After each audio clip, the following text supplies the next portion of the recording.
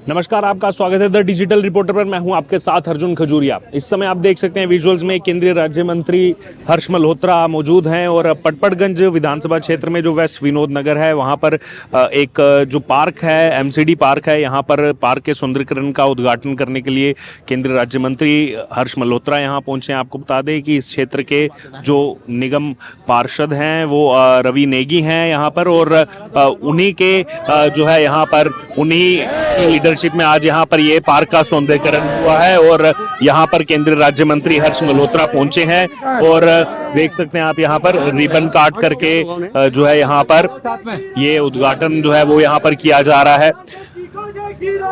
जो फंड रहता है पार्षदों के पास और साथ ही साथ केंद्र सरकार के अमृत योजना फंड से जो है पार्क का सौंदर्यीकरण यहाँ पर हुआ है और अब रिबन काट करके जो है यहाँ पर उद्घाटन करते हुए केंद्रीय राज्य मंत्री हर्ष मल्होत्रा, जो कि इसी लोकसभा क्षेत्र से पूर्वी दिल्ली से जो है सांसद भी हैं और इसी क्षेत्र में जो है यहाँ पर ये पार्क का उद्घाटन हुआ है। और अब यहाँ पर जो नेम प्लेट है यहाँ पर वो नेम प्लेट को जो है यहाँ पर खोलते हुए उद्घाटन करते हुए और यहाँ पर स्वागत करते हुए कार्यकर्ता केंद्रीय राज्य मंत्री हर्ष मल्होत्रा का इस समय देख सकते हैं आप विजुअल्स में उद्घाटन करते हुए यहाँ पर आचार संहिता जो है वो लगने वाले। और उससे पहले जैसे जहां एक तरफ आज प्रधानमंत्री नरेंद्र मोदी ने 4,500 करोड़ के जो है यहाँ पर प्रोजेक्ट दिल्ली वासियों को दिए, तो वहीं दूसरी तरफ यहाँ पर आप देख सकते हैं कि निगम पार्षद रवि नेगी जो है उन्होंने यहाँ पर भारत सरकार के अमृत योजना फंड की तरफ से जो है यहाँ दिल्ली नगर निगम एमसीडी का जो पार्क है उसके सौंदर्यीकरण का यहाँ पर जो है ये काम हुआ है, जहां पर शामिल हुए हैं केंद्रीय राज्य मंत्री हर्ष मल्होत्रा। समय पार्क का जो है निरीक्षण करते हुए उद्घाटन के बाद यहाँ पर आप देख सकते हैं केंद्रीय राज्य मंत्री हर्ष मल्होत्रा, यही वो पार्क है एमसीडी पार्क जिसका अभी थोड़ी देर पहले सौंदर्यीकरण का उद्घाटन यहाँ पर किया गया और केंद्र सरकार के अमृत योजना फंड से जो है यहाँ पर ये पार्क का सौंदर्यीकरण हुआ है। अब जैसा आप देख सकते हैं यहाँ पर जो है हॉर्टिकल्चर डिपार्टमेंट की तरफ से भी जो है यहाँ पर एक शेड बनाया गया और उसका निरीक्षण यहाँ पर करते हुए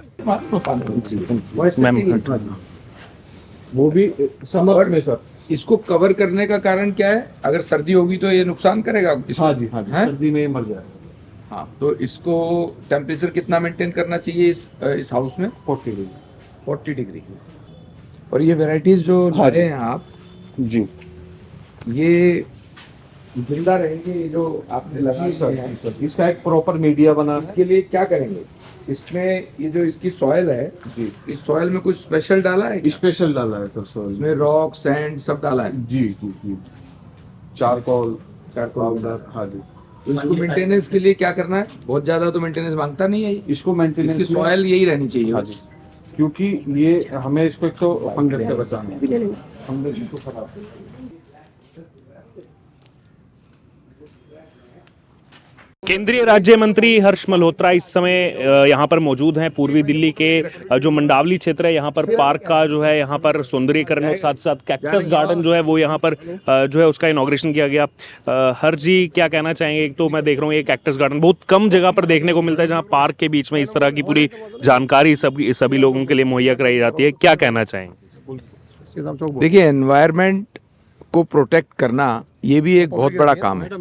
हम सारा दिन जनता के बीच में रहते हैं और जो सृष्टि है, सृष्टि में जिस भी तरह के जीव जंतु पेड़ पौधे हैं, जब तक उनके साथ एकात्मता नहीं बनेगी तब तक जो सोसाइटी है वो भी इतनी खुशहाल नहीं रह सकती। जैसे ग्रीनरी ऑक्सीजन के लिए बहुत ज़रूरी है, ग्रीनरी में अलग अलग तरह के पेड़ पौधे रहते हैं। हमारे यहाँ पर हमारे रवि नेगी जी जो यहाँ से पार्षद हैं, उन्होंने मेहनत करके एमसीडी का हॉर्टिकल्चर डिपार्टमेंट ने बहुत मेहनत करके एक पॉलीकार्बोनेट हाउस बनाया है जिसमें डिफरेंट वैरायटीज़ ऑफ कैक्टस लगाई है और ये देखने में सुंदर भी लगते हैं बहुत।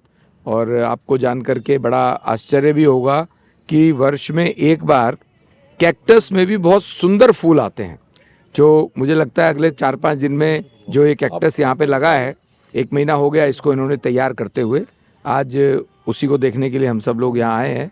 और ये पार्क भी बहुत सुंदर हमारे यहाँ के पार्षद रवि नेगी जी ने बनाया है, तो पब्लिक भी यहाँ पर बड़ी खुश है। आप देखिए सब लोग यहाँ पर स्थानीय निवासी आए हुए हैं और मैं इस बात के लिए इनको बहुत बहुत बधाई देता हूँ। एक आखिरी कमेंट, हमने ये भी देखा कि केंद्र सरकार के अमृत योजना फंड से भी जो है इसमें कुछ पैसा है। बिल्कुल बिल्कुल।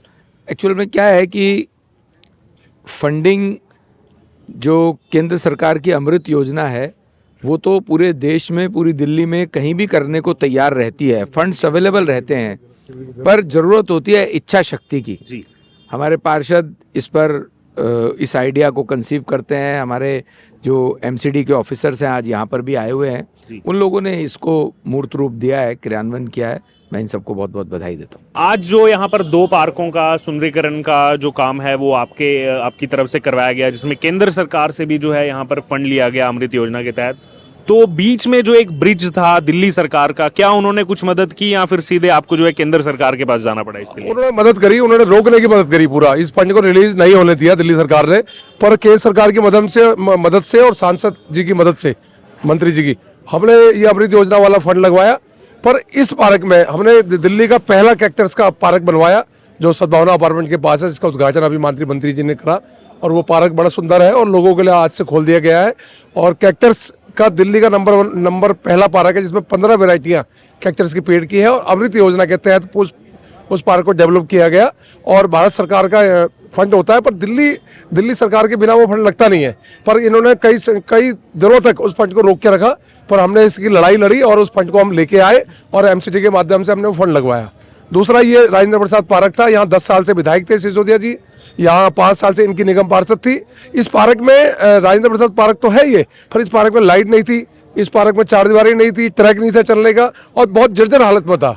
जैसे ही मैं आया, मैंने 40 लाख के आसपास जो मेरा निजी फंड था उस फंड को मैंने इस पार्क में लगवाया। और ये पार्क, इसमें छठ घाट है, आस्था का पर्व, जो छठी मैया का पर्व जो पूर्वांचल के लोग मानते हैं, यहाँ पूर्वांचल के लोग ज़्यादा रहते हैं, उनका पर्व हर बार धूमधाम से मनाते थे। पर छठ घाट टूटे होने की वजह से एक निराशा थी इनके मन में, पर हमने जैसे आए हमने कहा इस छठ घाट को बड़ा करेंगे, छठ घाट को बड़ा किया और आज इसका उद्घाटन माननीय मंत्री जी कर चुके हैं और कल से पार्क खुल चुका है लोगों के लिए। क्योंकि इच्छा नहीं है, सिर्फ झूठ बोलना है। कैबिनेट में नोट 1000 रुपए का आता है और अगले दिन होर्डिंग 2100 रुपए का लग जाता है। क्यों? 1000 रुपए का वायदा पंजाब में 2.5 साल पहले पंजाब के चुनाव में भी किया था, आज तक नहीं दिया पंजाब की बहनों को। मैं पंजाब से आता हूँ, मेरे वहां पर रिश्तेदारियां हैं पूरे पंजाब भर में, उनसे कई बार फोन करके पूछते हैं तो बहन जी, मासी जी, पैसा आ गया आपके अकाउंट में, तो 4 गाली पड़ती है वहां से। मैं कह नहीं सकता यहाँ पे जो वो लोग बोलती हैं कि आपने दिल्ली से हमारे पास बला भेज दी। मैं उनको बोलता हूँ कि हमने तो आपको मना किया था, ये जो आपदा है ये पंजाब में मत पैदा करो। माने नहीं उस समय लोग। आज पंजाब की बहनों को भी वायदा करके 2.5 साल से 1000 रुपए की बात की थी, नहीं दिया। लगातार झूठ बोलता है। पिछले 10 साल से मस्जिद के जो हमारे इमाम हैं, हमारे जो भाई हैं, उनको पैसा दे रहा था 18,000 रुपए महीना।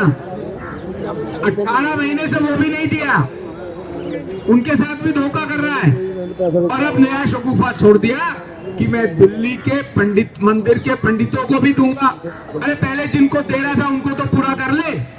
पता है कि इस बार सरकार नहीं आ रही, तो छटपटाते हुए लगातार झूठ बोलकर और दिल्ली के लोगों को बहकाने की कोशिश कर रहे हैं केजरीवाल साहब। मैं आपको ये आगाह करने आया हूं, इन्होंने 2020 में जो यहाँ के भगोड़े उप मुख्यमंत्री हैं, क्योंकि 10 साल में मनीष सिसोदिया जी ने यहाँ पर कुछ नहीं किया, ना सड़कें बनाई, ना कोई हॉस्पिटल खोला, ना कोई स्कूल खोला, ना कोई कॉलेज खोला, ना सीवर ठीक है, ना पीने का पानी ठीक है। पटपड़गंज विधानसभा तो उप मुख्यमंत्री की थी, यहां से भागे क्यों? पता है यहाँ की जनता इस बार उनसे सवाल पूछ रही है कि भाई साहब, शराब का भ्रष्टाचार तो करके आप 18 महीने जेल में रहे, लेकिन उससे पहले तो यहाँ पे काम करा सकते थे।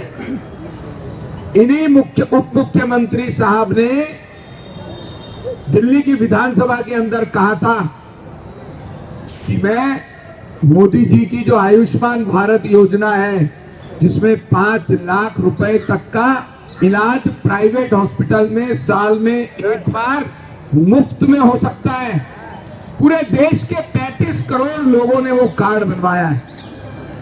पूरे देश में 8.5 करोड़ लोगों ने हॉस्पिटल में एडमिट होकर के 5 लाख रुपए तक का इलाज मुफ्त कराया है। ये बात आप गूगल पे चेक कर सकते हैं, आयुष्मान भारत योजना के नाम पे। 2020 में मनीष सिसोदिया ने यह वायदा किया था विधानसभा के अंदर, आज तक लागू नहीं करी है। दूसरी तरफ बीजेपी के लोग, हमारे आदरणीय प्रधानमंत्री जी जो कहते हैं वो करते हैं, और वो जनता के लिए पूरा भी करते हैं। इस बार के चुनाव से पहले आदरणीय नरेंद्र मोदी जी ने एक वायदा किया था, 70 साल से ऊपर के सभी बुजुर्गों को, बुजुर्ग माताओं को, सभी बुजुर्गों को 5 लाख का आयुष्मान भारत योजना का इलाज मुफ्त में देंगे, चाहे वो कितना ही अमीर व्यक्ति हो, चाहे कितना ही गरीब व्यक्ति हो। तीसरी बार आपके आशीर्वाद से प्रधानमंत्री बनने के बाद 100 दिन से पहले उन्होंने वो पूरी योजना पूरे देश में लागू की है। पर दुर्भाग्य है दिल्ली का, केजरीवाल साहब के कारण, मनीष सिसोदिया जी के कारण दिल्ली में ये योजना लागू नहीं हो पाई। 70 साल से ऊपर के बुजुर्ग और माताएं आयुष्मान भारत योजना के 5 लाख रुपए के इलाज से वंचित हैं। मैं आपसे ये निवेदन करने आया हूं कि इस बार की जो ये आपदा सरकार दिल्ली के अंदर है, आपदा को भगाओ, भाजपा को लाओ। आपदा जाएगी, भाजपा आएगी।